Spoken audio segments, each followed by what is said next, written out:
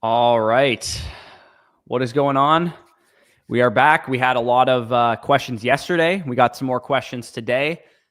Crucial time of the fantasy football season, of course. The only thing that changed, I would say, about our rankings from yesterday to today is the fact that most of you guys asked questions about Tajay Spears. And in most cases, our answer was if Tony Pollard is out, then play Tajay Spears. So the fact that Tony Pollard is officially active for this game is going to throw a wrench a little bit into some of those decisions and those answers that we gave you guys. That would be pretty much the only major change. I think everything else that we thought players who were going to be in and out has kind of gone to, chalk or whatever. But yeah, we will definitely cover all that stuff and more. And then at the end of the stream, like we always do, we'll show you guys our running back and wide receiver rankings and stuff, so you guys can see exactly where we have some players ranked.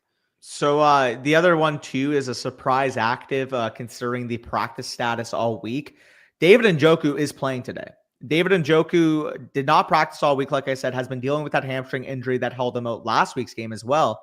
I did not have him ranked. I just went into my rankings. If you guys are over on flockfantasy.com, you guys can see that. I ended up with him as my tight end 5. Oh, I would not put him that high. Where would you end up with him? Because I had him at 11 because I thought that if he played, he would be, maybe like somebody that you would potentially want to start. I had Freiermuth ahead of him, for example, who already played, because you wouldn't have known at the time if you would have played Freiermuth or Njoku.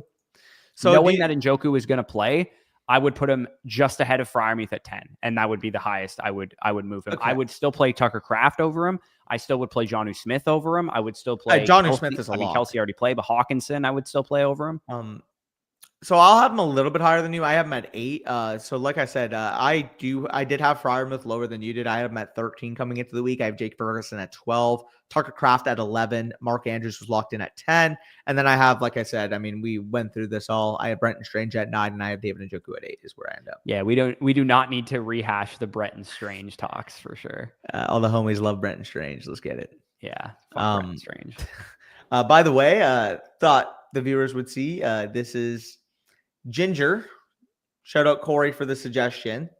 Tastes like garbage, so I would want you guys to see my pain trying to get this down. So yeah, so what Danny's doing, he just plug his nose. It's ginger, turmeric, and black pepper or whatever, and it's like an immunity shot. I always take them in the winter because for some reason I always catch a cold at the beginning of winter, and then like Christmas time I usually catch another cold or whatever. So I'm fuck this. Like last year I was like, I'm sick of these colds. So I didn't get sick until I got sick at in March last year. So and I stopped taking them at that time of year. So it worked pretty much for the most part. So I gave Danny a little rec here since he's obviously doing a little cleanse here. This makes a lot of sense. Yeah. Have not touched anything since the 9th. So, it's only 2 weeks, but something. Yeah. It's better than touching. Yo. But yeah, let's get through some comments over on the site. We got Q in here. He was I believe he said good morning in the chat somewhere. Yeah, here he is. Yep. But Q says need to go back to back. Yeah, I remember. So Q, me and him have drafted his team together on a Zoom call the last 2 years. Like last year, I helped him draft his team because he had signed up over on Aura, and we got a Zoom console for that. And then he won his league, and then this year he did it again. So here we're at. Just lost Montgomery, and he said, he'll be in the chat. So running back wise, I would be going Brian Robinson over Jerome Ford. Are you going Jerome Ford over Brian Robinson? I have Brian Robinson as my RB 17 this week, and I have Jerome Ford at 20. So I would go. Okay, so I actually have both of them a little bit lower than you. I have Brian Robinson at 20, and I have Jerome Ford. Of course, we talked about this yesterday. I'm at 26, so I'm a little bit lower than you on the him. 3 you have ahead of Brian Robinson are what? Taylor, Walker, and Tracy? Or Stevenson? Stevenson, White, and Taylor. Gotcha. Okay. Yeah, I overshot a little bit higher this week because of the matchup there. I think it's a good option. I don't blame you. They're all kind of similar tier for me. Yeah, and then AJ receiver, AJ Brown's got to be in your lineup. T. Higgins is probably the other lock there. And then tight end, he would have played Kelsey yesterday. And then your flex decision, you're probably between the two receivers, I would imagine there. Yeah, clearly, or is Ford factor in over those guys for you? The PPR, I think I go Jennings slightly over Ford. I would go Harrison over both of them. So I have Harrison as my wide receiver 34 this week, brother. Yeah. So I'm really let me try and take my copium out of it. I because have Jawan Harrison 10 on my spots favorite higher. BBM team right now. I have Jawan 10 spots higher at wide receiver, and I play against Jawan Jennings in a couple leagues. So Harrison and the Cardinals are going up against the 16th ranked in adjusted fantasy points allowed. We could talk about the matchup all we want, but if Marvin Harrison Jr. is not going to be playing like a good football player, it really doesn't matter. I get it. But Jalen Ramsey, if they were both in like equally good matchups, I'd probably agree with you that Jennings should be the higher ranked player because he's just been. Look at the volume, dude.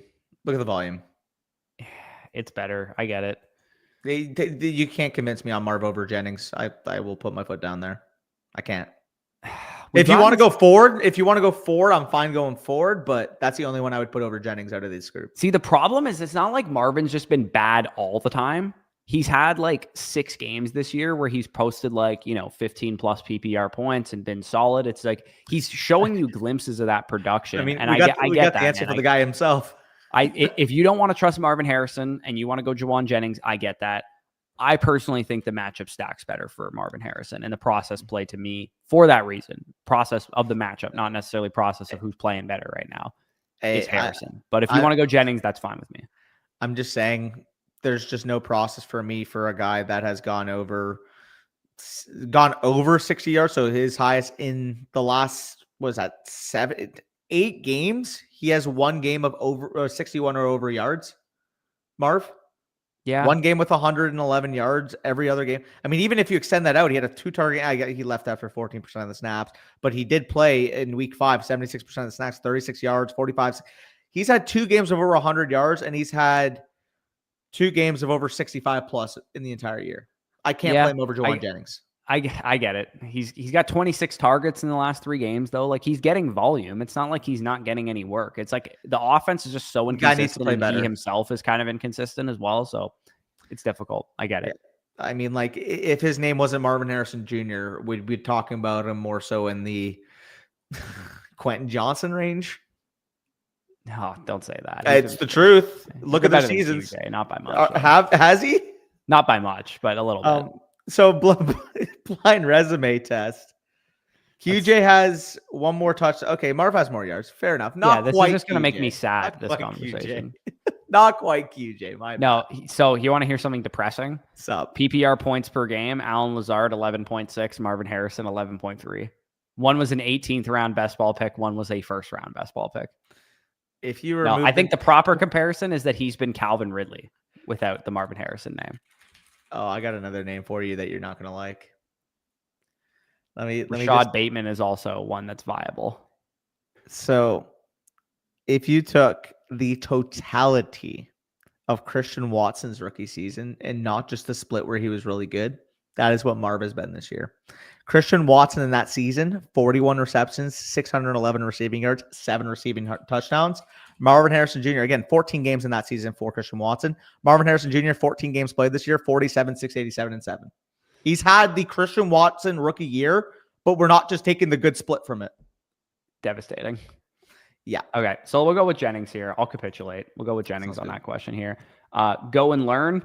We got start James Cook or JSN. Ooh, this is a tough decision here. I have both players in our matchup in our listener league, which did not get out to a great start for Danny yesterday. No, my entire chalk fucking, like, Travis Kelce, urine. DeAndre Hopkins, urine. Joe Mixon, terrible fucking game. Nico Collins, one of the worst games he's played start to finish in the year because, I mean, I don't know what's going on with CJ Stroud. He needs to figure it out. And maybe he got mentally checked after the Tank Dell injury. I don't know, but he's been playing like urine throughout the year, so I can't even make that excuse for him. Yeah, so I'm up a good amount on Danny because Lamar was the only player I had play yesterday, and Lamar had a great game. So, but anyways, James Cook versus JSN. How's the weather right now on this decision? How is the weather right now for the Seahawks game? Because apparently there were reports it should rain. I don't know how hard it is. You mentioned Matt makes the weather reports. I'll look for his thread here. He usually makes an update to it. Because for reference, assuming that weather doesn't inhibit that game, I would put JSN in, be given the usage he's seen. But okay, so I'll go through Matt's thread right here, just so everyone knows weather implications of every game that has weather. Obviously, there are dome games, Giants, Falcons, Tennessee, Indianapolis, Jacksonville, Las Vegas, Tampa Bay, and Dallas in domes. Don't worry about weather for those games. Yeah. Arizona at Carolina, Minor winds, a little bit cooler, but it's fine. For 10. Carolina, 41 degrees Fahrenheit seems really cold. Yeah. Yeah, didn't Kyler Murray talk about the fact like someone brought up like the weather and he just like, oh shit, or something like that? Yeah, Wasn't dude, there, like, 41 degrees Fahrenheit. Correct me if I'm wrong, but isn't it hot in Carolina like most of the time? Well, that's what I mean. Like 5 degrees Celsius. That's cold for Carolina. no, but I'm saying like 41 to Fahrenheit is 5 degrees Celsius. It's like, but like the way fucking Kyler Murray reacted, like shit. It's like, buddy, I've played in football games of minus 20 degrees Celsius. Yeah, but I don't think he's a from warm Texas, weather but quarterback. Like, no, I know it's just hilarious to me because it's like people are complaining in the States about playing in 5-degree weather, buddy. You would not survive in a Canadian football game where it's minus 20 out. yeah, no, you definitely would not. Anyways, Detroit at Chicago, 3 out of 10 weather concern here. 15 miles per hour, gusts of 20 miles per hour, 32 degrees Fahrenheit. So that Chicago game might have a little bit of weather implications. Cleveland, Cincinnati, again, cold, minor winds as well. Los Angeles Rams at New York Jets is 4 out of 10. Gusts 20 to 25 miles per hour, minus 4 degrees Celsius, 25 degrees Fahrenheit. So that is going to be a cold game for sure for the Jets game. So Breece Hall maybe gets a little bit more carries, maybe downgrade the passing game just a little bit. Makes your decision a little easier, you know? Kyron Williams definitely going to have some good things. Okay, Minnesota at Seattle, you mentioned, is the one game that we were talking about. 4 out of 10, 5 to 10 miles per hour winds, gusts of 15 miles per hour, possible showers, 9 degrees Celsius, 48 degrees Fahrenheit. So I would say generally that's not super bad. I lean JSN then if it's not going to be that bad.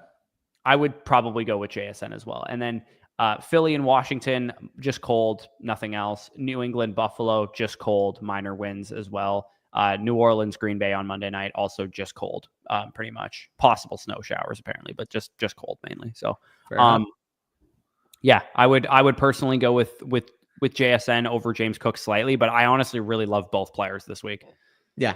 No, I do too. Again, it has to be JSN for me though. But the snap of Cook is the tiebreaker for me there because like they're weaving in Ray Davis and Ty Johnson quite a bit to the point that you're like, yeah, like if the game gets out of hand, they're 14-point favorites. Like, are they going to really risk James Cook getting injured by running him out in the second half? Like they'll probably use Ray Davis or something. So I talked about JSN in my wide receiver tier list, but here, let me see where I mentioned him.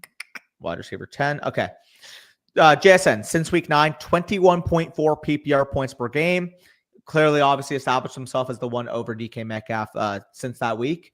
70-plus yards in every single one of those games. So it's not like he randomly popped off one week. Oh, he had 3 touchdowns, which is carrying that stretch. 70-plus yards in every single one of those games. And people might be thinking, well, okay, that's just a stretch. What about the rest of his career?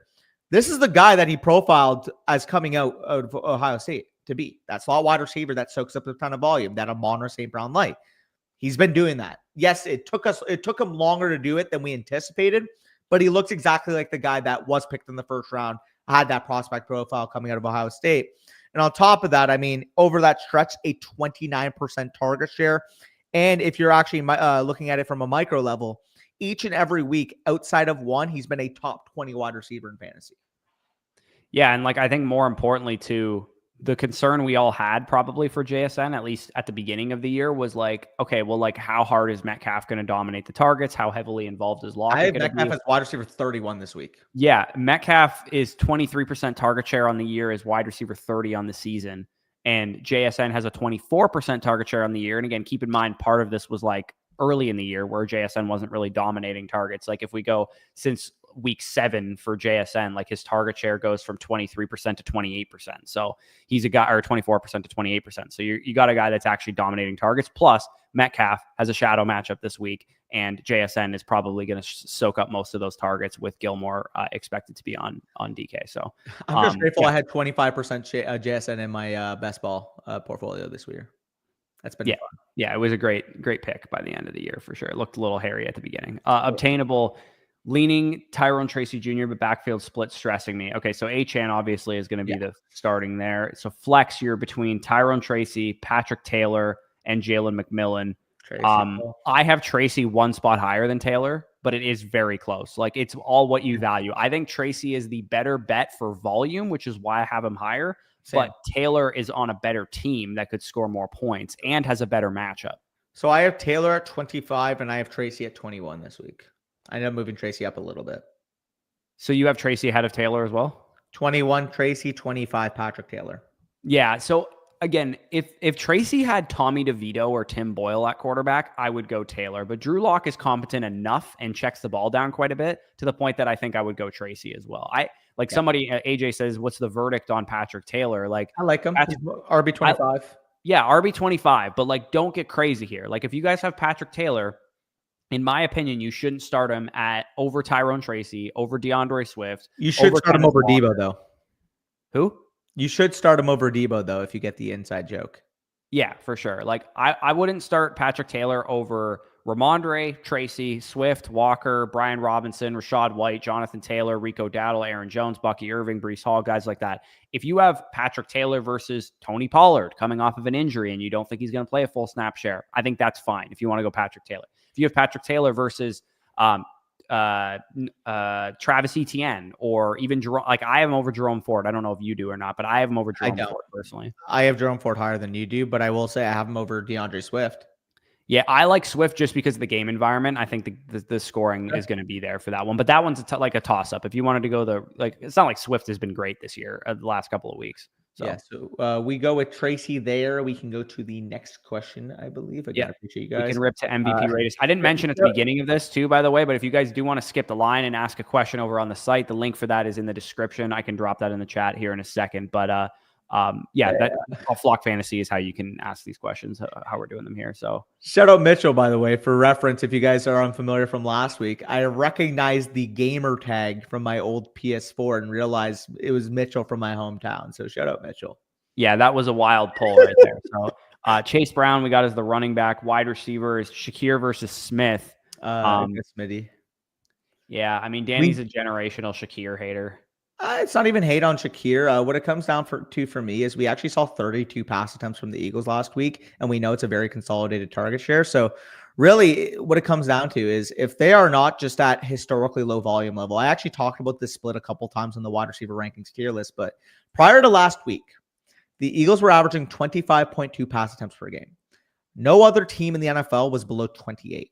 If you took that 25.2, it's one of the lowest volumes we've seen in quite some time. And if you took their overall pass split on the year, I believe it was at about 43.8.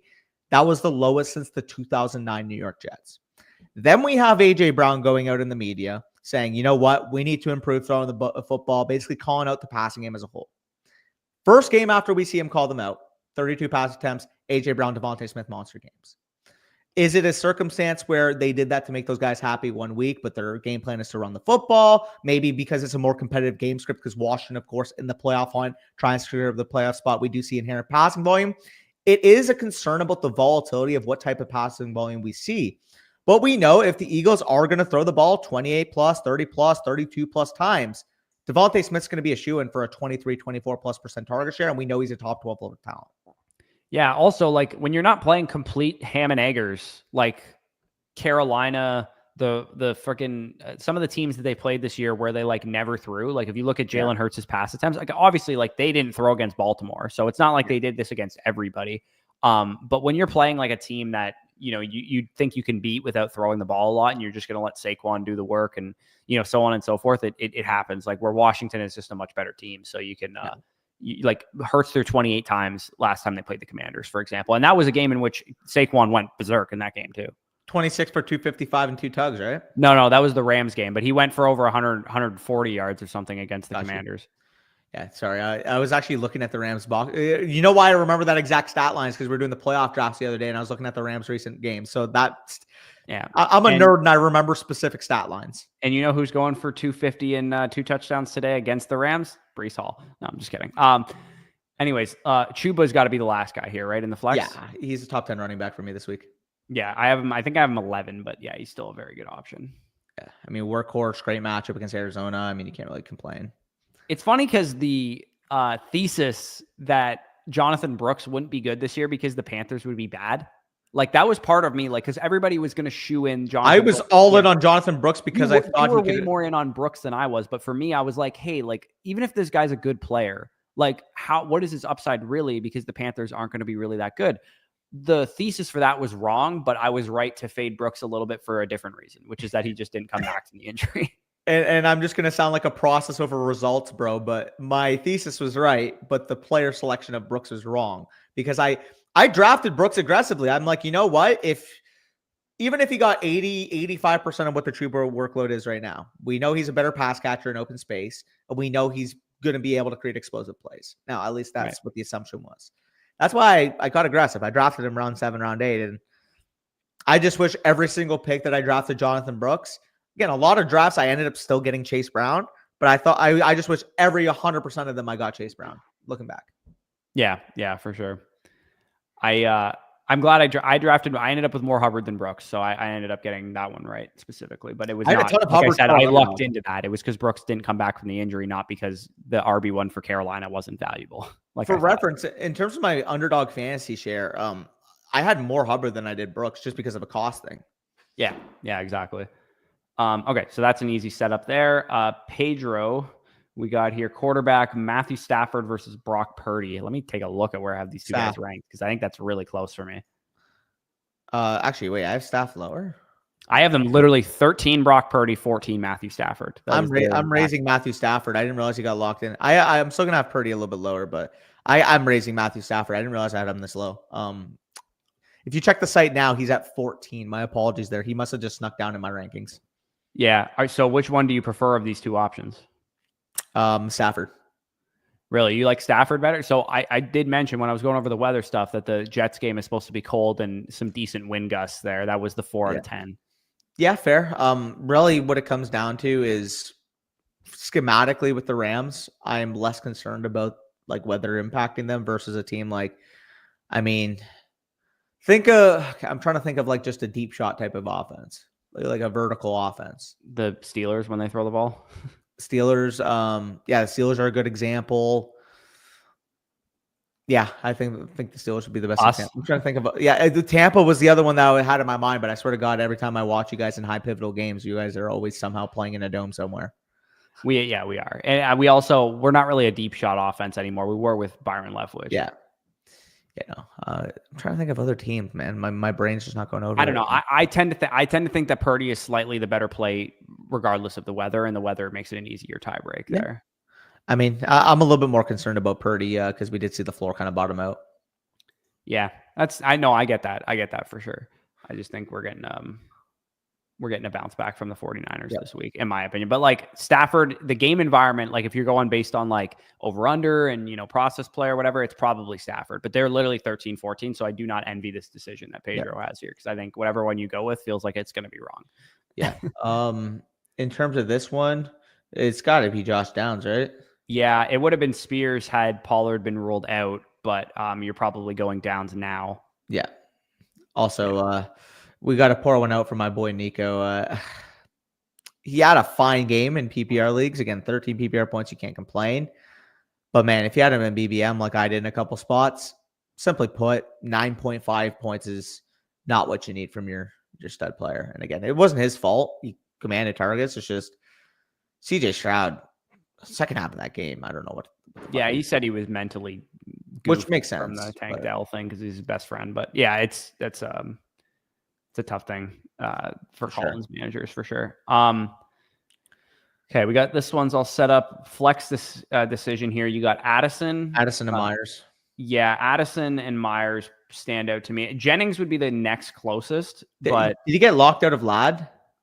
Oh, I would have played Ladd, but yeah, I also would have played McConkey over both of these guys, actually. But yeah, I like Myers and Addison there. If Jennings had a better matchup, you maybe could have gotten me there on Jennings. But with O'Connell starting for the Raiders, Myers has got a pretty clear like 8 target floor.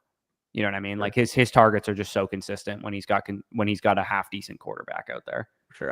By the way, Corey, appreciate you. So we actually turned off super chats in midway through the year. All of the questions actually go to the site now. It is, I believe, linked at the top of the live I'll link it here. It's linked in the description of the live stream, but I will link it in the chat if anybody wants to skip the line. We'll try and get through some other questions that are not site questions, but just for people who do want to skip the line, I'll drop it. And the main reason why we did that is obviously for YouTube compared to the site. We just make more from a margin standpoint on the site versus on YouTube. So it only made more sense to direct everything to the site. Yeah, like you guys, for what it's worth, we're paying like 35%, like 35% of your super chats went to YouTube. It's like, would we need to help these big corporations out that much? Like, probably not. Yeah. So again, appreciate the support nonetheless. It does mean a lot. Yeah, of course. Flash Matrix for Flex. Should I start Brees or Jonnu Smith? I'm starting Brees for sure. Yeah, I'm starting Brees, but who you? Oh, you have McBride. Yeah, fair. I mean, I think you got to. Yeah, McBride. Also, if you guys want an anytime touchdown bet, this is the week. This is the week. McBride scoring. I'm calling it. I don't know about that. It might happen. It might not. Who knows? I love it. It's an insane outlier season for. It's like remember when Deontay Johnson had like 147 targets and 0 touchdowns a couple of years ago? Isn't fucking McBride like 5th in receptions across the league? Something like that. He's definitely. I think he's first among tight ends for sure. I mean, he's got 89 receptions. Dude. Or no, maybe Bowers has more than him. I don't know. Bowers has 90, I think. Yeah, it's crazy that the fact that he doesn't have a touchdown is insane. The Cardinals are so irritating this year. Like everybody should be better than they are. Like I feel like Kyler should have like 4 more really good games. Marvin should have 4 more really good games. Does Kyler kind of suck? McBride should be like the most dominant tight end in fantasy with like 6 touchdowns. He would be dominating the tight end position. Does Kyler kind of suck? Yeah, like maybe. Like I don't know what to make of his year because it's like if you told me he had, what would that be? 30 pass attempts per game, 63 rush attempts, I'd be saying, okay, he's probably like the quarterback 5 in fantasy right now. The guy's thrown 15 touchdowns in 14 games. How many picks does he have? 15 touchdowns, 8 picks in 14 games. Like what, dude? Why does Sam Darnold have double the amount of touchdowns that Kyler Murray has? Like, dude, he had 481 pass attempts in 14 games. Okay, maybe that's not a best example. 558 in 16 games as a second-year player, and he had 26 passing touchdowns. So it's not like he's crazy like outlier volume right now. Like I don't know. I don't know what's going on with Murray right now. It's maybe like I've heard Harmon talk about this, which is why I'm like a little bit more lenient on Marvin than you seem to be from a dynasty and a redraft perspective. Like I've heard Harmon talk about in the midseason reception perception that like Marvin is getting taken out of games by defenses because they have absolutely nothing else to threaten on the outside. And that's why McBride is getting peppered targets over the middle. Yeah, which makes sense. Like, I mean, who do you add to fix that though? Like you need speed. You need like imagine they got like let's say the Cardinals finished with the 19th pick or whatever, and they added Burden to this team. I mean, like for the actual pass catching nature of McBride and Marv, maybe it's better they take an Isaiah Bond. I guess, but like I don't know. Yeah, I guess Bond would be a sacrificial X receiver or whatever that could run deep shots, and Marvin and McBride could work replaces the Greg Dort / fucking Marquise Brown role that Marquise Brown left behind before he left. Yeah, for what it's worth, if Marquise was still on this team and healthy, this offense would look a lot better. I think. I agree. Like you have like Michael Wilson is the most unthreatening number 2 receiver in the league. Dude, Michael Wilson. If you were to ask me, like, oh yeah, I saw somebody put out a question, like, if you had to make a league of just players that you need to take in order, like, all the money goes to whoever finishes 6th place in the league. Like, who would you take number 1? And like, there was like a lot of Wan'Dale Robinson, a lot of Jalen Warren, a lot of Christian Kirk. And I'm thinking in my head, I'm like, yeah, one of the later round guys like would be Michael Wilson in the sense that if it's across a year in a best ball format, he's more beneficial. But having to know when to fucking put this guy in your lineup is impossible. No, it's impossible. Yeah, I think even in best ball though, like you're probably underwhelmed with how much he's actually hit your lineup because most of the time he's like 4 catches for 35 yards or whatever. But yeah, no, it's honestly it's crazy to me that the Cardinals thought like Michael Wilson was going to be like their number 2 receiver. It's like, how do you like film guys piss me off sometimes. They're like, oh, Michael Wilson, look how great he does this one thing. Like he does one thing super well. And they're like, oh, like he's going to be a star at receiver. It's like, dude, you got to like be good at a lot of things to be a productive receiver in the NFL. Like, you can't just like have a good slant route or something. Like that's what people liked about Michael Wilson coming out of school. They're like, oh, his profile's terrible, but like he has a good slant route. So let's draft him in the 3rd round. By the way, did you hear the report that Zach Charbonnet is going to be announced as a starter? Today? Yeah. Where? Apparently that's what's going on Twitter right now is Zach Charbonnet will be announced as a starter. Now, I don't know if that means a starter and that's next to Walker and maybe they demote one of the wide receivers, or he's being named it over Walker. I mean, he's just a better running back. So I don't disagree for the record, but so Zach Charbonnet bags on all my rebuilding dynasty teams would rejoice if next year going into the season, he was like the lead back and Kenneth Walker was now the handcuff. Also, Jesse Morris, be careful with Kendre Miller today, as it sounds the Saints will use an RB by committee. He's my RB16. Like, you just completely contradicted your previous statement. RB16. That's like 20 picks higher than I have him. I have him RB36, but it's just funny to me. He's like, be careful with this guy. He could be in a running back by committee on the worst team in the league. By the way, he's my RB16. What? I'm not seeing this report. Where are you seeing this? I saw Jacob tweet about it. I saw multiple people tweet about it. That's why, again, I don't know where the report is per se, but I've seen multiple accounts that I follow tweet about that. News was Charbonnet announced as a starter, not the starter. Makes me curious if both running backs are named and Lockett isn't, clearly going out of their way to reward him for good play. Still prefer Walker, but I've shifted. That's what I thought too.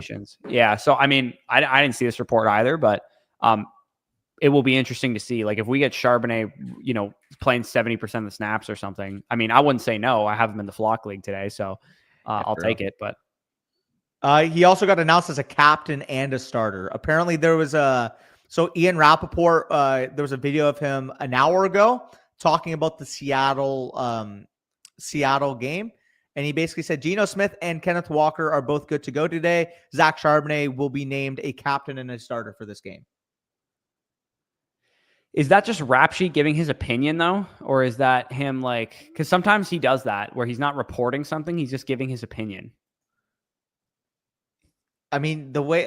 again, I didn't actually watch the video per se, but everybody that's quote tweeting it is basically just saying, oh, so he's being named a captain and a starter. So he probably said in the video the team will be naming him a captain and a starter. Okay, so I'm going to move him up a little bit, but I don't think I'm going to move Walker. I can't move him overly up, yeah. Like, where do you have Walker right now? I had him at 19, but I think I will close the gap between them at the very minimum. Like, I'm going to move Walker to 23 behind White, Stevenson, Tracy, and Ford, and I'm going to move Charbonnet up to 27. So it's 23 and 27. I'm not going to close the gap that much, I don't think. Again, somebody asked over Patrick Taylor. I think you still got to go with Patrick Taylor, but it's tricky, man. I mean, it's good for the best ball. Oh, okay. Why is my screen black? My camera just turned off. Nice. Plugged in, by the way. Yeah. This is tough, man. It's tough to know what to think about the Seahawks backfield now. If they're saying that Charbonnet could be the starter, like, and you guys have Walker and you like can't afford a floor game from Walker. Battery. Okay, no worries. I'll put you in the backseat here. If you can't afford a floor game from Walker because you're down in your matchup or whatever, like you faced Lamar Jackson or something like that, I would be conservatively, thinking about Kenneth Walker here a little bit. That would be a little challenging. So, yeah, that's tough, man. I'm not going to lie. If you have Walker, I'd be a little bit concerned and maybe downgrade expectations for him. But Spatty K has a question here. Pick 2, PPR, Devontae Smith, JMO, Ridley, and Jaden Reed. Okay, let me take a look at who I have ranked higher because I think Devontae Smith is my number 1 there. Let me just look at where I have Ridley and Jaden Reed. Okay, Smith I have at 24, so he's my number 1. I have Ridley as my number 2 there at 26, going up against the Colts, and then I have Reed and JMO shortly after that. So to me, it would be Smith and Ridley, and then Reed and Ridley were really close as the number 2 there. So I mean, Ridley's going to be the guy in a PPR league where you're getting the targets. Mason Rudolph is a functional enough quarterback that even if Ridley has like a 7 for 70 day, you're probably feeling pretty good about that output. Jaden Reed, of course, has the explosive, 30-point game up his sleeve that Ridley maybe has also, but it's probably more likely for Jaden Reed because of what the Packers offense represents, especially against New Orleans, man. Like, New Orleans is such a bad team. It wouldn't shock me if the Packers just throttled the Saints on Monday night. I'd probably go Smith and Ridley just at face value. But if you were down in your matchup or you're an underdog or you need the upside or whatever the case is, Smith and Reed would probably who I would be going with at that point. But that's a close decision for sure. Okay, let's go next question. Do a refresh here in case we got more. But yeah, we'll maybe fire through. Okay, we do got more questions here, so appreciate it. And also, shout out to some of you guys leaving the big donos. We'll Corey, I see you leaving a $20, so we'll get to that in a second. Scoobies has listed here. He's just listing these 3 players: Adam Thielen, Devontae Smith, Jalen McMillan. So I'll just rank them for you, Scoobies. I'm not sure how many you need here. But Devontae Smith is very clearly my number 1 here. I like Thielen and McMillan this week, but there's like a pretty sizable tier gap between where I have Devontae Smith at 24 and where I have Adam Thielen at 37 and McMillan at 40. I like them both as good, like, wide receiver 3s this week. I just, I wouldn't be able to start them over Smitty. As much as I think it's possible that Thielen just has a great game because there's no Leggett and Coker's kind of banged up in that game. I think Smith is the safer play there. So that would be who I would go with of that group. And then if I had to decide between the other 2 guys, it would be Thielen over McMillan slightly for me. Fredo, JSN, Addison, or Patrick Taylor at my flex. Okay, so JSN to me, I think, is probably pretty clearly ahead of these guys. Like, I have Addison. Where is Addison ranked for me? I think Danny will probably have Addison higher than I have Addison. Like, I have Addison at 25 right now. And whereas JSN is at 9 for me. So Addison versus JSN is not really a close discussion, even though it feels closer maybe in my head. I do have Addison higher than you. With that being said, we're talking my wide receiver 10 versus my wide receiver 21. Yeah, I got to move Harrison down. You're probably right. I'm kind of coping on my best ball team a little bit too hard. So I had Harrison at 25. I just moved him down to 31. Yeah, okay, that's fair. I have him at 35, I believe. Yeah. So, and I'm going to move, I had Addison a little bit too low. So I'm going to move him up a little bit too. Dude, Addison in his last 5 games is averaging over 19 points per game right now. Like, he's actually been so fucking good. And that makes me excited because you mentioned Marvin Harrison Jr. on your best ball teams. I have a couple with Jordan Addison that could really scale this week if he has a big game. Yeah. No, he could. Just need one in the final. Just need one. I honestly, I'm going to go out of my way and be very selfless with this take. I don't even care if I get a team to the final. Like, let's go. One of us get a team, you get a team, or Spicy gets a team. Yeah. I mean, obviously, because if we win the 1.5 mil, like we're doing a little, goodwill to the other. We're gonna. What was it? What was it again? Like, if either of us wins 100K plus, it would be 10% equity. 1.5 on our personal accounts, it's 100K to the other person. Okay. Oh, I thought it was 10% equity for anything 100K plus. Yes, sorry. Yes, that's what it was. You're correct. Yeah, 10% equity for anything 100K plus. And then if we win it on Spicy's account, it's just a 3-way split that we're doing. Yeah, we're gonna make sure Spicy's blessed. Spicy will be taken care of for that. Yeah, for sure. Yeah, 100%. We're not just gonna be like, yeah. By the way, thank you for doing this. Here's the $25 or whatever. Go buy yourself a nice meal. It's like, nah, buddy, go buy yourself a house or something. Go buy a house. Where do I ask these questions? So the link is above here. Here, let me just highlight it on screen. Where did you type it? It is above here. Ask a question or get your team reviewed. Flockfantasy.com, purchase code FSC. It will be able, the a la carte option. You guys can have trade questions, start sit questions, submit team reviews, whatever the case you need. And like we were mentioning earlier, we eliminated the super chat system from YouTube. So the best way to get to us, if you do want to skip the line, is on Flock Fantasy. In fact, it is the only way at this point. Yeah, it is. And like we said, we did that because YouTube is greedy and they take like a huge percentage of super chats. And we didn't feel like having you guys fund. There goes Danny's battery again. I'm going to lose full. I literally just put a new battery in. Yeah, maybe the camera is like overheating potentially. I'll throw you in the backseat again. But yeah, and that's also linked in the description as well for whoever asked that question. I can't remember who it was. Hixie Sun, that is linked in the description as well. So if you just need the like direct link, you can click that there. They give me a candy bar every now and then. So looks like Corey is asking me this question specifically. My name's also Corey, so that's just a coincidence. Do you think the Tampa defense keeps Rush under 20 points? So do you mean Cooper Rush as in his own fantasy production, or are you talking the Cowboys offense as a whole under 20 points? I would say Cooper Rush's own fantasy production, I feel pretty good about that. But the Cowboys offense in general, I think they're going to be able to move the ball. Like, full disclosure, I bet on the Cowboys +4. So Danny will probably be super excited about that. But I think this game is like a field goal game. If not, we potentially lose just because we had a big emotional win over the Chargers. They might be reading their own press clippings.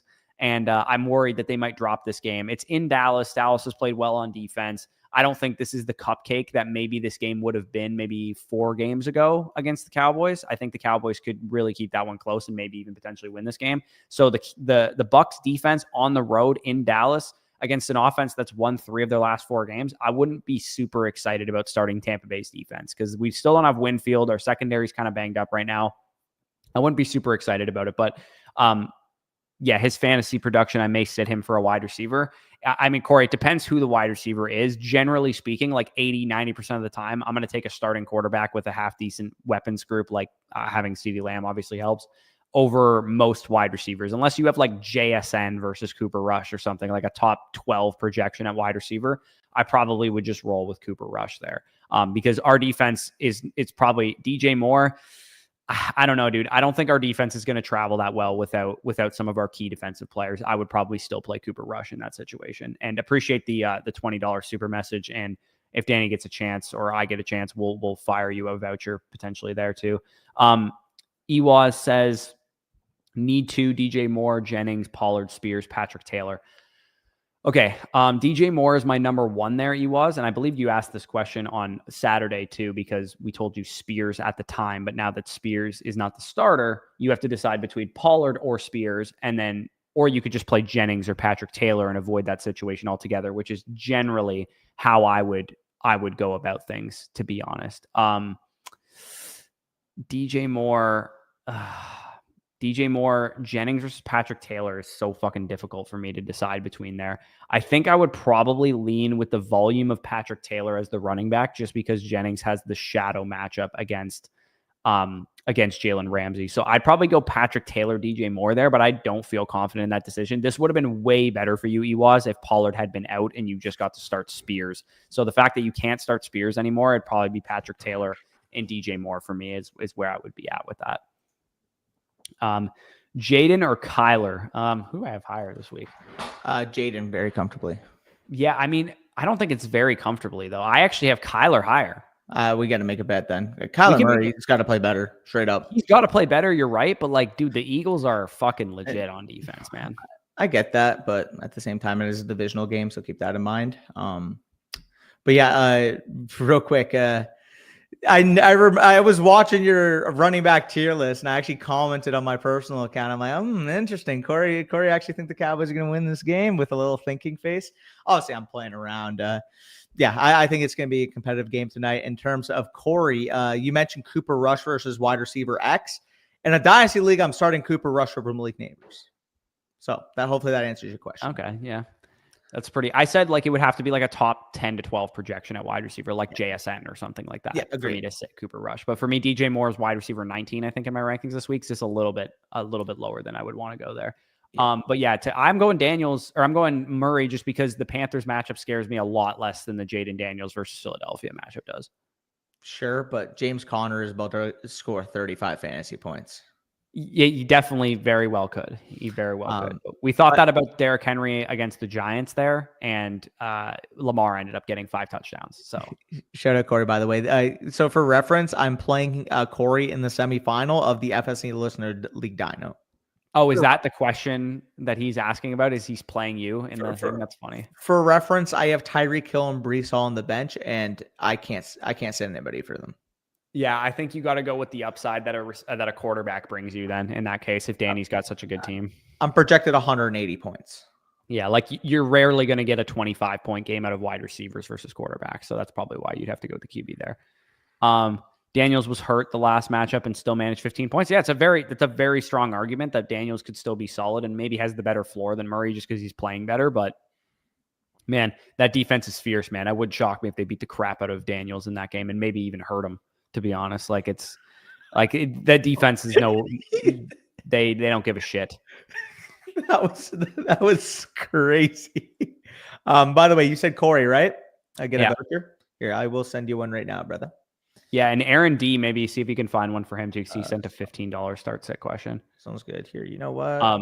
We also, Fredo is our number one for the month too. You can see in the top left corner there, it says he's our number one dono for the month. If you can find him as well, maybe fire him a. Yep. So you said Fredo and you said Aaron D. Aaron Donald watches our channel, so Aaron Donald. Okay. yeah. Tajay Spears. Also, by the way, side note on Aaron Donald: if the Rams make the playoffs, does Aaron Donald come back? No. No. I would if I was him. I don't even know if he's under contract at this point. He is. Yeah, he is. He retired, so he's on. They retain his rights. And you said Fredo?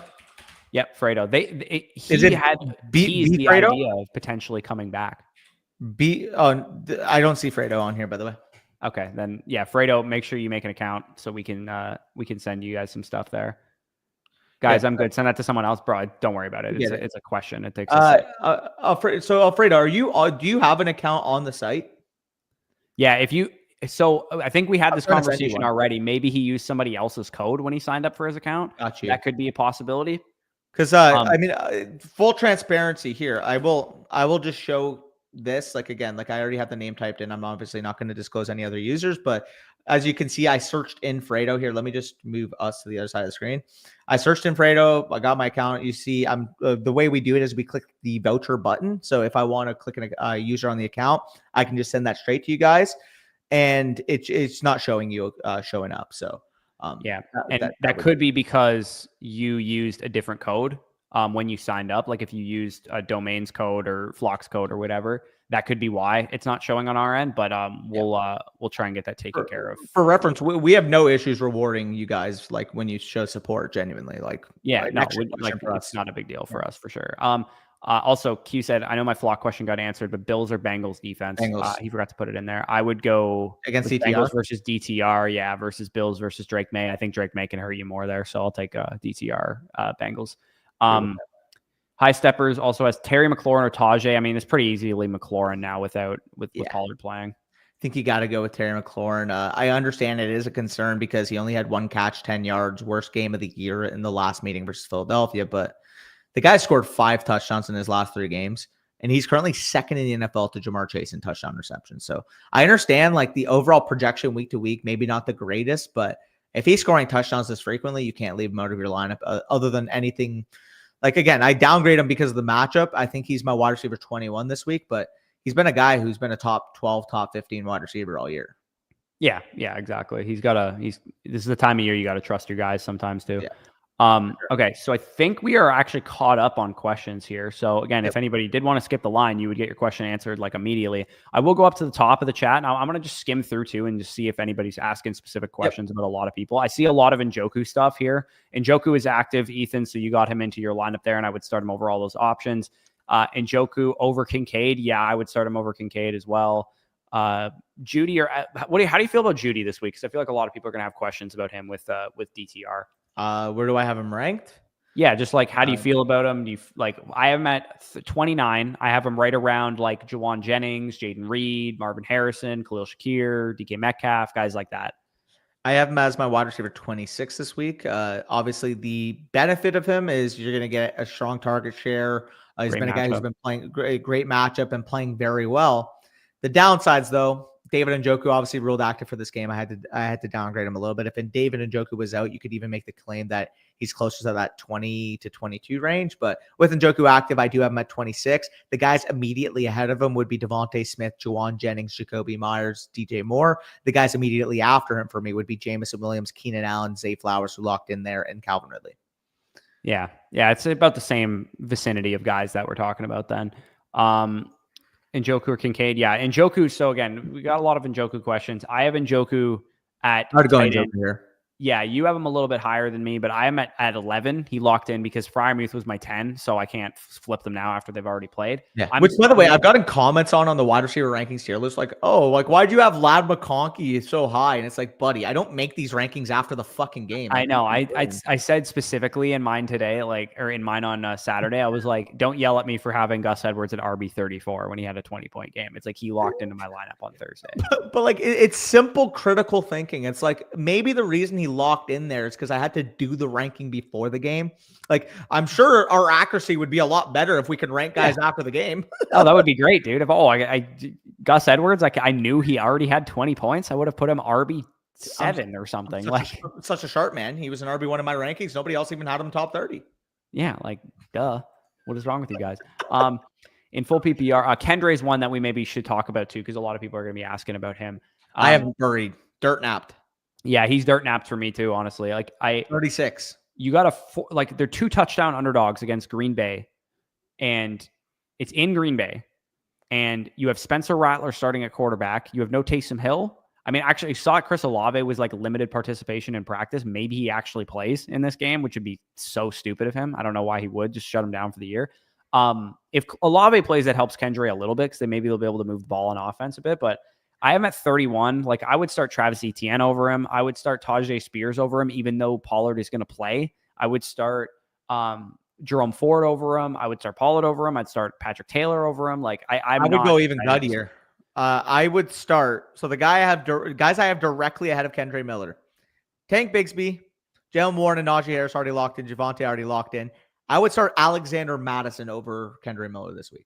That's gross. I'm not willing to get that disgusting. I have Amir Abdullah. Better matchup, and he's going to get carries. I also have Amir Abdullah higher too. Yeah, that's a fair point. I like he's not a great play this week. I get he's going to get volume, but like Jamal Williams is going to get some carries, and Clyde Edwards-Helaire might take away third down work. Like, it's not going to be Kendray gets 90% of the snaps. Like, I highly doubt that. Yeah, it's flat out, man. Again, I thought he was an interesting prospect. At this point of his career, he's not a good enough running back to handle a full workload. Straight up. Yeah. Dirt napped just means we're like, everybody's way too high on Kendray Miller, and we're like, no chance. Like, we just talked about it with Jesse Morris is like, he's not a good play this week. I have him RB16. It's like, he's either not a good player or you have him RB16, because RB16 is way higher than consensus. Buddy, RB16. My RB16 this week sounds crazy looking back on it. Again, apologies for this, but my RB16 this week was Derek fucking Henry. Yeah, that's bad. I told you were baked at the time. My RB16 this week is Rico Dowdle, who's like a great player. He's my 13 this week. Yeah. Like Aaron Jones is 15. Like, buddy. Kendray Miller at RB16. Who the fuck are you? You rank him over I have Jonathan Taylor at 18. You mean to tell me Jonathan Taylor is a fucking worse projection for Kendray Miller according to you? Like, what? Yeah, no, that's an insane take that he's RB16.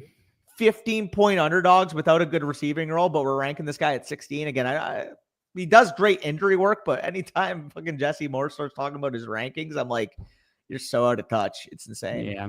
Sorry, but chasing Danny's just throwing strays at people here. And full PPR, so he's Tracy McMillan. Yeah, Tracy and McMillan for me as well. It is half tight end premium. Maybe leans you towards Kraft a little bit more, but I'm going Tracy McMillan still. I will gladly keep that same energy. The only thing that Kendray Miller would explode is I'm not going to say that actually on a live stream. Yeah, no, that's just I don't think he's going to have a monster game. I would be very shocked. Yeah. Don't love DTR, but Njoku's probably second in targets to Judy. Yeah, he definitely is. Like, I think Njoku is still a fine play at tight end. I just don't think he's like a great one. Fellas, Merry Christmas. Merry Christmas to you as well, Evan. Only one quick one today: McMillan or Marvin Harrison Jr. I have Harrison higher. Don't be telling me you have McMillan higher. I have Harrison higher, but I have Harrison to do it. I mean, I wouldn't be shocked. I have Harrison at 35 and McMillan at 37, and I think it's gonna sound crazy. I think we're gonna look back after this week and be like, why was I so biased of Harrison to the point where I had him over McMillan when it was clearly better that McMillan was the better projection? Please keep talking shit about Harrison because he's on my best BBM team and I would like him to have a great game, but I can't copium my way into telling you you're wrong right now because he's been that bad. I can't be like, you're so like with Derrick Henry. I was like, I have no shares of Derrick Henry really anywhere. So it's not like I'm like being biased by ranking him high. So I'm like, we're gonna just like temper expectations here for Harrison. He's probably a wide receiver 3 this week. Yeah, I honestly even feel sick that he locked in ahead of Xavier Worthy for me because like the reason why I had him higher was because I'm like, oh, he's Marv, and at this point he's Marv. Is that even a good thing? No. Is it a good thing to be Marv? I wouldn't want to be Marv right now. No, I wouldn't. Also, this is a good question by Rylan because there's a lot of shit up in the air. So this is what's going to happen this week. It's going to be a little wonky, a little bit weird. So Monday, me and Danny are going to do a Cornerstone Dynasty rankings update. So guys that are, under the age of 25, or we haven't decided the parameters yet, probably young players or players drafted in the last 3 years or something like that. Then on Tuesday, very brief waiver video, whoever's available. If you need one, quick quarterback pickups, wide receiver, running back. It'll be like a 5-minute video. It'll be really short because I'm sure you guys don't need that going into week 17. Yeah. We'll keep it brief unless there's like a huge fucking game changer. Like, Saquon Barkley went down. Knock on wood. Okay, I'm not wishing that exists. Kenneth Gainwell would be like the type of waiver pickup that would be like, oh, that you can. Like as of now, what is Audric Estime the best waiver pickup on the slate? Like it's not that great. So with 10 touches on the Broncos offense, yeah, great. I want to plug that into my championship lineup. All right. Yeah, exactly. So most likely not a very big waiver slate. Later on Tuesday. So Tuesday's Christmas Eve. Later on Tuesday, what I'm going to do here, I just laughed at Arthur's comment. Later today, what I'm gonna do is I'm gonna do matchups that matter for both Christmas Day games, so both Wednesday games, Thursday Night Football, and the 3 Saturday games. Because unfortunately, with Christmas, Boxing Day, family commitments, and whatnot, I will not have matchups that matter for the Sunday main slate, but I will do it for the first couple games of the week. And also, next week, our weekly rankings manifesto will be free because we don't have some time to be able to do a whole lot of videos. So Tuesday, Christmas Eve, we'll have matchups that matter and like matchup previews for Wednesday's games, Thursday's games, and Saturday's games. But then Wednesday and Thursday, we won't have a video, nor will we have a live stream, I would imagine, before Thursday Night Football on Boxing Day. Maybe we would. I don't know. That might be up in the air. And then Friday, what we're going to do is our tier list again, because we have 3 more games Saturday. So me and Danny got to do our tier list on Friday instead of on Saturday. So, and then we'll probably be live before Saturday games and live before Sunday games. So it's a little bit of a wonky schedule because of all the Christmas games and the fact that there's holidays and whatnot, but there will not be a full matchups that matter video out on Thursday like there usually is because it's Boxing Day and I have a bunch of family commitments, Christmas and on Boxing Day. So, it's going to be a little different. But like I said, the weekly rankings manifesto will be free next week. So you guys can all see all that information that'll be in the matchups that matter video. I'm going to keep it a stack. I was going to say something. I completely lost my train of thought. Are you going to talk about Bretton Strange? Is that what it was? Oh, right. This is what I was going to ask you. The bet was Strange versus Noah Gray, right? Yep. Okay. Just making sure. Which to me seems unfair because you have Strange at like tight end 9 and I have Noah Gray at tight end 18. Hey, I'm closer to consensus than you are. If you're going to have him at 19, you got to make a gutty bet. Okay. Straight up. What did Gray have? Like 4 points? He had 1 catch for 10 yards. Okay, well, that's not great. So, also, McDonald's or Wendy's? Get out of here, dude. Come on now. Wendy's is disgusting. Yeah, dude, it's clearly Don's. It's like, buddy, let's be real. Like you're drunk at 2 a.m. after a fucking nice little stint at the bar. You go into Don's for a couple of fucking oh my god, junior chickens and fucking McDoubles were the only things I would get when I was hammered coming off of a bar. Yeah, dude. I'm gonna keep it a stack. I don't actually even know anybody who's been to a Wendy's. Like, who goes to Wendy's? I had a couple of Frosties when I was younger. Yeah, Frosties. When we watch OHL games, like junior hockey games, like they'd have the 5 goals free chili thing where you could go to Wendy's and get a free chili. So I used to do that, but like. Oh, what the hell? Okay, so a McChicken. A McChicken in Canada is called a junior chicken. That's it's a smaller version of a McChicken. They don't have the big McChicken, I don't think. I think it's just called a McChicken in the US. Yeah. I will say though, the few times I've had a Baconator, the Baconator is a quality. Wendy's and Burger King are both like, who the hell goes there places to me? I'm like, nobody here goes. Like we have them, like 5 guys, not close. I've had In-N-Out once in my life, and I've had we just have way more access to 5 Guys in Canada, so I will say 5 Guys. I would rather 5 Guys. Definitely 5. I've had In-N-Out once too, and I thought it was kind of mid. So it's 5 Guys is clearly the best one to me. 5 Guys not only is the best of that option, I think 5 Guys is the best burger place, period. Yeah, I know. 5 Guys is a quality burger. But again, it's funny because it's like a lot of restaurants that you guys are familiar with and know and love, like we've tried minimal times in our life. Like, dude, I mean, for the most part, we have most of the American places. I mean, yeah, like when we go to the States for the most part, but it's like, dude, we just got a Chipotle in Hamilton. Chick-fil-A, there was only one in Toronto for the longest time until like other spots opened. Like, dude, you remember when Chick-fil-A came to Toronto? It was like the biggest fucking fad amongst all of your high school friends. Oh, we have Chick-fil-A in KW and Chick-fil-A now though, like it's a full ass house every time you try and go there. But now, though, I'm saying like 5 years ago when it first came to Toronto, and like Toronto, I felt like was like the only location that they had it. Yeah. I would have friends driving, skipping their next classes, just leaving leaving high school midday just to drive to Toronto and have Chick-fil-A. Yeah, Chick-fil-A goes really hard. I'm not gonna lie. Oh yeah. But anyways, we got another question that came in here, and then after this question, we can show our rankings really quick for anybody that we missed. Yeah. So running back, we have Breece Hall, I guess, is your best option here. Kareem Hunt, you would have already had to play. So, I mean, he had a great game, actually. So, he might not have been the worst thing if he did, but you're probably playing Breece Hall there. And then wide receiver, Brian Thomas, CeeDee Lamb, and Puka Nacua. Jeez. Who are you sitting between Nacua and Lamb? Neither. What? You have to sit one. Or were you sitting AJ? Yes. Hold on. Fuck. Yeah, I guess I would be sitting AJ as well, based on my rankings. Mm. Do you use the tiebreaker of the weather at all on Nacua? Dude, Puka is my wide receiver 2 this week. CeeDee Lamb is my wide receiver 4. Yeah.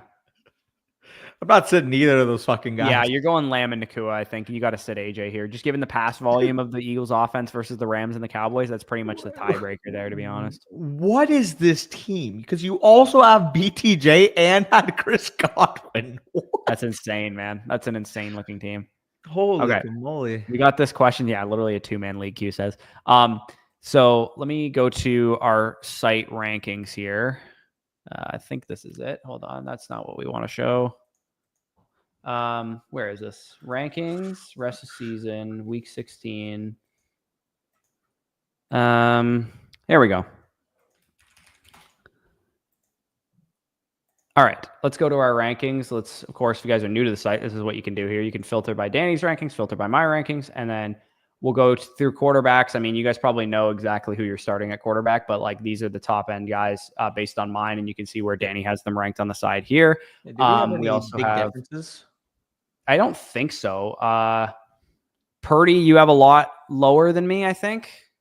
Yeah, it's more so concerned with the floor. I have Rodgers a lot lower than you, but like that's honestly just like once you get to the QB2 range, I think they're all pretty close.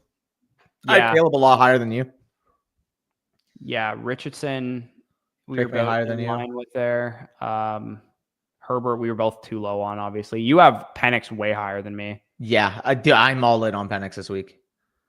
I mean, it's evidence. You've literally seen him start him in like I put him in my lineup in redraft leagues like, over some really good options. Yeah, I'm all in on Penix this week, dude. I like him. I like him. Don't get me wrong.